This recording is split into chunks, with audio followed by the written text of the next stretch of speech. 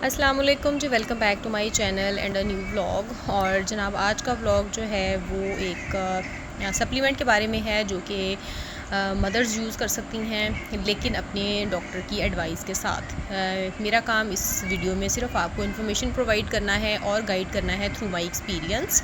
और बाकी जो है जी, आप अगर ड्यूरिंग लैक्टेशन इसको यूज़ करना चाहते हैं, यानी अगर आप अपने बच्चे को फ़ीड करवा रही हैं तो फिर आप इसको यूज़ कर सकती हैं, लेकिन प्रोवाइडेड कि आप अपने डॉक्टर की जो सजेशंस हैं और रिकमेंडेशंस हैं उनको आप फॉर ग्रांटेड नहीं लेंगे, ठीक है। क्योंकि हर किसी का बॉडी टाइप या हर किसी की जो हिस्ट्री है प्रेगनेंसी की या पोस्ट प्रेगनेंसी पोस्ट डिलीवरी वो डिफरेंट होती है बाकी मदर से। तो आप बिल्कुल रिलेट नहीं कर सकते किसी भी दूसरी मदर के साथ ख़ुद को। इसलिए अगर तो आप एक हेल्दी ह्यूमन बीइंग है तो फिर समहाउ हम अपने एक दूसरे के एक्सपीरियंसेस से लर्न कर सकते हैं। लेकिन अगर आपको कोई स्पेसिफिक कंडीशंस हैं, फॉर एग्जांपल आपको विटामिन डी का इशू है, आपको कोई डायबिटीज़ वगैरह है, तो फिर आपको अपने डॉक्टर की एडवाइस के बगैर कुछ भी जो है वो यूज़ नहीं करना चाहिए, ठीक है। लेकिन आज का जो इन्फॉर्मेशन का पर्पस है वो ये है कि वो तमाम मदर्स जो कि ये समझती हैं कि दूध जो है वो बच्चे की ज़रूरत पूरी नहीं कर रहा है या बच्चे का पेट नहीं भर रहा है, या नेचुरली कुछ माओं का ये इशू होता है कि वो जो दूध की प्रोडक्शन है आपकी वो ज़्यादा नहीं होती है।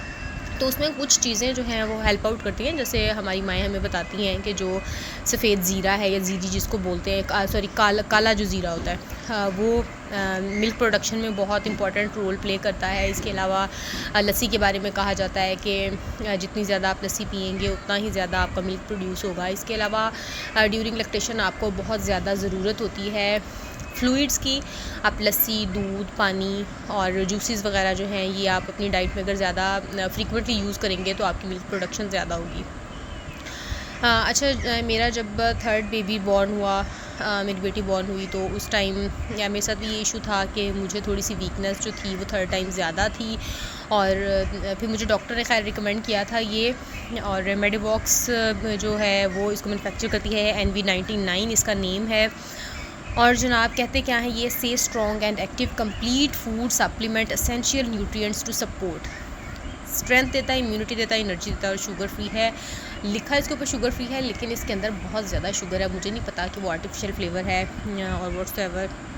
और जनाब लिखा हुआ for all ages, source of calcium, vitamins और वनीला फ्लेवर जो है वो वनीला है इसका और बहुत अच्छा है। तो जनाब आप इसको अच्छा, इसका यूज़ जो है वो कुछ इस तरह से करना होता है। वैसे तो इसके ऊपर जो गाइडलाइंस हैं वो उनके अंदर उर्दू में भी हैं और इंग्लिश में भी हैं, जिस तरह से आप पढ़ना चाहें तो आप पढ़ सकते हैं। इसके ऊपर लिखा हुआ है जी, पैक खुलने के बाद 3 हफ्ते के अंदर इसको इस्तेमाल करना होता है और अच्छी तरह से इसको एयर टाइट बंद करना होता है, ठीक है। और एक्सपायरी से पहले इसको यूज़ करना होता है। कुछ भी चीज़ यूज़ करने से पहले उसकी एक्सपायरी प्लीज़ ज़रूर चेक कर लिया करें। और इसके 6 से 7 चम्मच जो हैं एक गिलास नीम गर्म पानी में, यानी 200 मिलीलीटर पानी में शामिल करके अच्छी तरह जो है वो यूज़ करना होता है, उसमें मिक्स करके।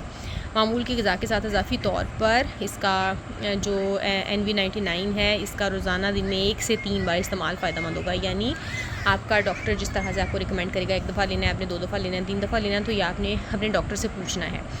मेरा पर्पस सिर्फ आपको बताने का यहाँ ये है कि एक अच्छा सप्लीमेंट है और अगर आप इसको यूज़ करना चाहते हैं तो आप अपने डॉक्टर की एडवाइस को कर सकते हैं। मैं बार बार आप लोगों से यही कह रही हूँ कि आप अपने डॉक्टर की एडवाइस के साथ इसको यूज़ करेंगे। इसका वेट जो है वो 400 ग्राम्स है और इसकी जो प्राइस है वो है जी 1350 रुपये। और एक्सपायरी ये देखिए इसके ऊपर लिखी हुई है, ज़रूर चेक कर लिया करें। मैन्युफैक्चरिंग डेट भी इसकी और इसकी एक्सपायरी डेट भी ज़रूर चेक किया कीजिए, ठीक है। और ये फूड सप्लीमेंट है, ये किसी बीमारी का इलाज नहीं है। ये इसके ऊपर लिखा हुआ होता है, मोस्टली मल्टीविटामिन्स के ऊपर लिखा हुआ होता है। और मेरे डॉक्टर ने वैसे मुझे ये बताया था कि आपने इसको मिल्क के अंदर इसको यूज़ करना है, यानी तकरीबन 3 से 4 चम्मच। मुझे 7 चम्मच नहीं कहती, क्योंकि अगर आप पानी के अंदर इसको डाल के पिएंगे तो आपको फिर इसकी कंजम्पशन जो है वो बढ़ानी पड़ेगी, या इसका जो उसके अंदर इंटेक है वो बढ़ाना पड़ेगा पानी के अंदर। लेकिन अगर आप इसको दूध के अंदर ले रहे हैं, दूध इट्सेल्फ थोड़ा थिक ही होता है, तो आपने क्या करना है कि इसको दूध के साथ 2 से 3 चम्मच या 1 चम्मच या 2 चम्मच, जिस तरह से भी आपका डॉक्टर एडवाइस करेगा, तो आपने उस तरह से इसको लेना है, ठीक है। तो जी ये तो थी मेरी आज की वीडियो। उम्मीद करती हूँ आपको पसंद आई होगी। अपना बहुत सारा ख्याल रखिएगा। मिलते हैं किसी अगले ब्लॉग में, तब तक के लिए अल्लाह हाफिज़।